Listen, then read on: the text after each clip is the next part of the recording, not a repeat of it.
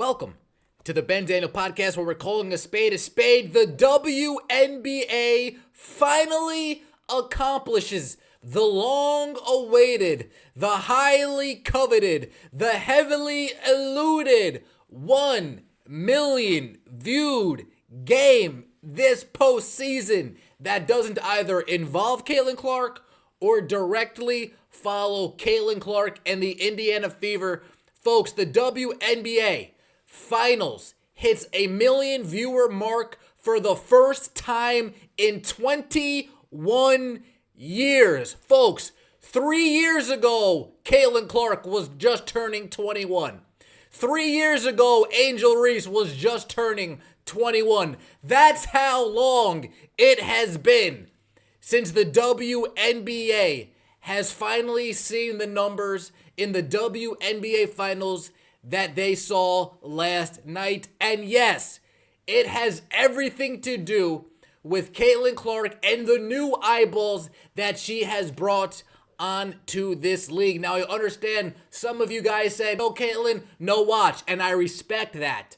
Don't mind that at all. Some of you guys hate watched through the rest of the playoffs as Dejanay Mustard, Carrot Top Carrington got taken down. Not mad at that at all either. Some of you guys stuck around, said, you know what? I'm going to give this finals a shot. I'm going to give this finals a shot. It's Minnesota Lynx, Nafisa Collier. It's New York Liberty, Brianna Stewart, Sabrina Ionescu. I'm going to give white privilege versus pretty privilege the time of day. And folks, the time of day it got. 1.14 million views for game one of the WNBA Finals, and I'm sure the old fans are looking like Patrick Starr, who finally won a trophy. Holding that trophy, clamoring, holding on tight to that million view number like your life depends on it. Folks, for us, it's nothing new. Hitting a million views is nothing new for us. We've been hitting a million views all season long. You name it, it's a million viewed. But we're not going to talk about that today, right? We're going to give the WNBA, I would say, the flowers that they deserve, but we'll just give them a singular flower. Here you go, WNBA. Well done to you. Folks, 21 years since the WNBA Finals hit a million viewed mark. Not only that, in the last decade alone, it is the highest rated game one. That goes without saying. But look over there, 2018, 246,000 people. That's embarrassing. 2019, 238,000. That's embarrassing. Last year, Aces Liberty, 729,000. Yeah, that's embarrassing as well, but I drew my line in the sand. Anything over a million views, I will respect it. I will say good job to you, WNBA. You finally did it. Shout out to Dora. Now we see Mo. We did it. We did it. Hooray.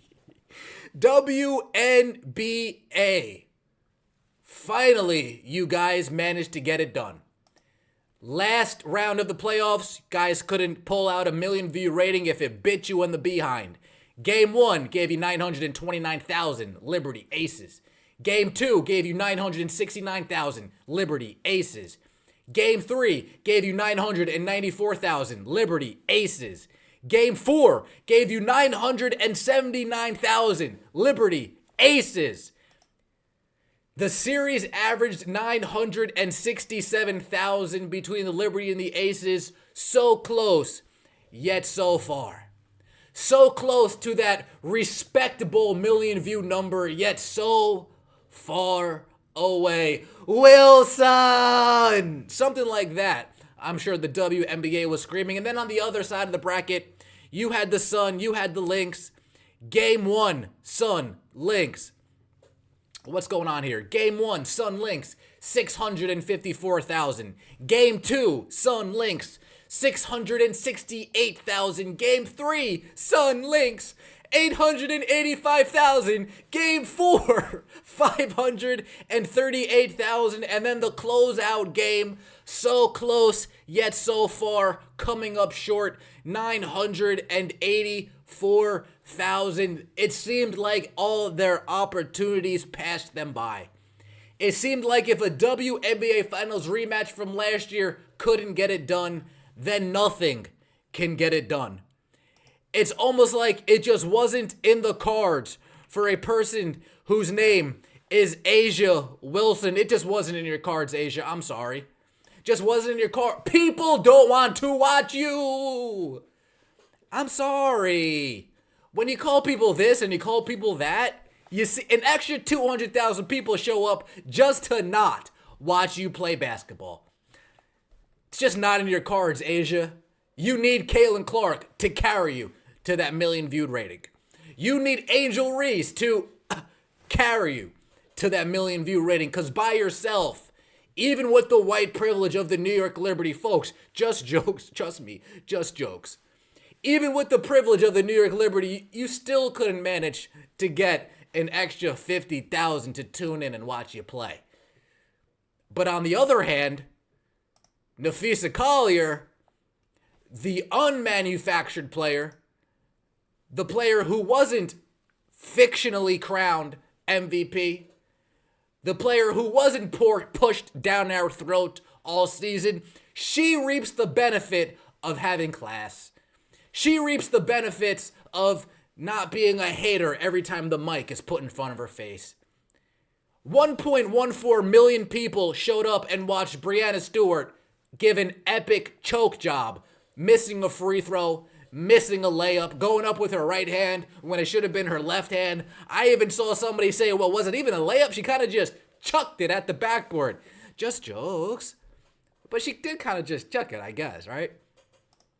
Couldn't get the job done, folks. Minnesota's comeback overtime win was the 27th WNBA telecast this season to hit the million viewer mark, extending the record for a single season. Prior to this year, the most seven-figure audiences in a single season was 15 in 1998. What?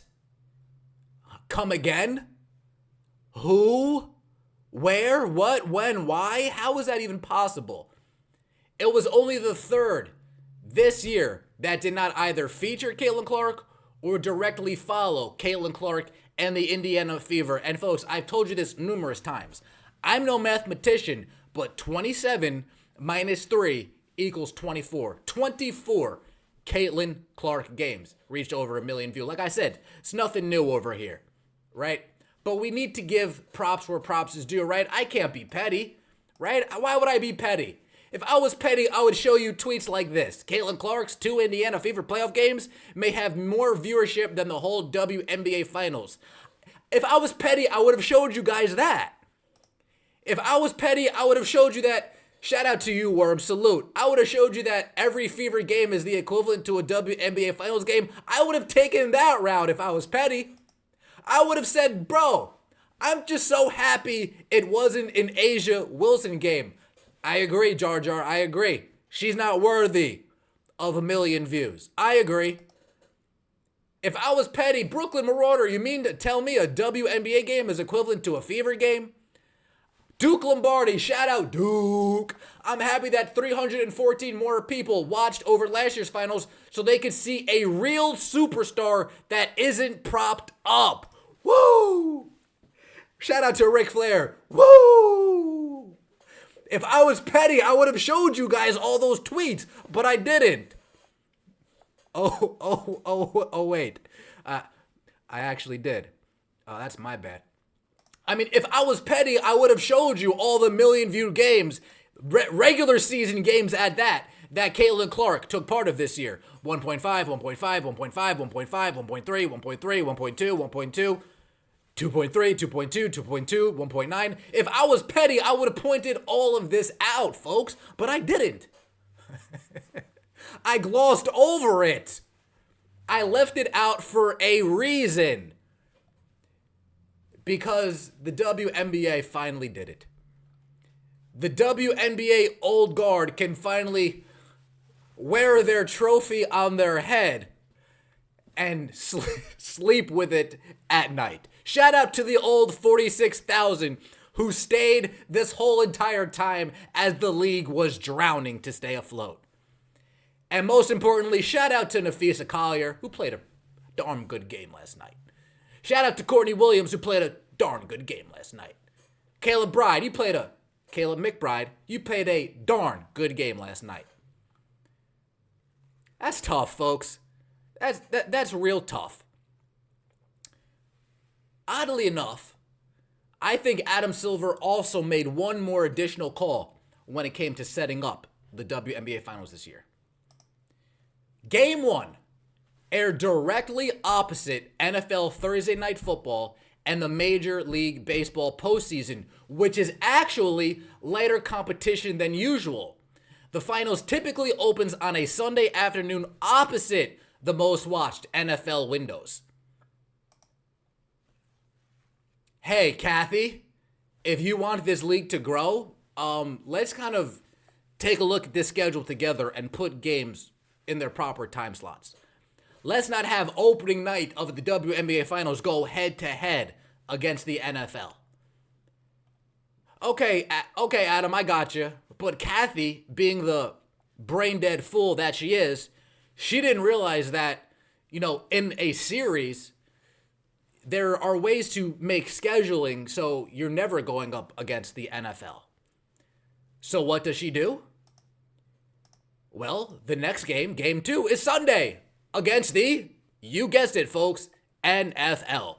3 o'clock on ABC, Minnesota Lynx versus the New York Liberty on ABC. So again, folks, I'm drawing my line in the sand. If it's over 1 million views, we'll have the same fun video that we had today. If it's under 1 million views, I would hate to show you some of the petty things that I see out here. I would hate to show you some of the things that I see out here. I'm not going to do it. Just don't tempt me. Don't tempt me. WNBA is going head-to-head against the NFL come Sunday. Houston Texans versus New England. We're going to catch the back end of that game. I would rather watch something else, to be honest with you, besides that football game.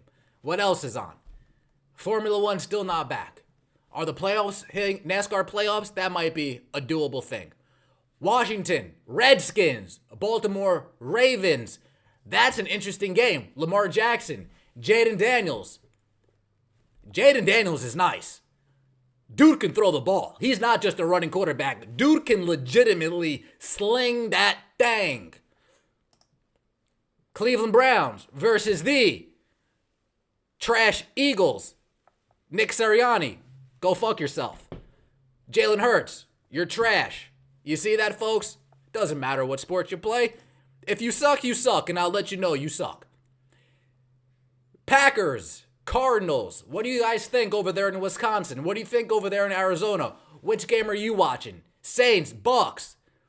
Salute to everybody over there in the Florida area, in the Tampa area. Salute to all you guys. I hope everybody's doing well. If you guys are from that area, let me know in the comment section below, and we will show you love, I'm sure. We're nice around here. Titans, Colts. And then we get into the 4 o'clock games. Chargers, Broncos, Steelers, Raiders, Lions, Cowboys.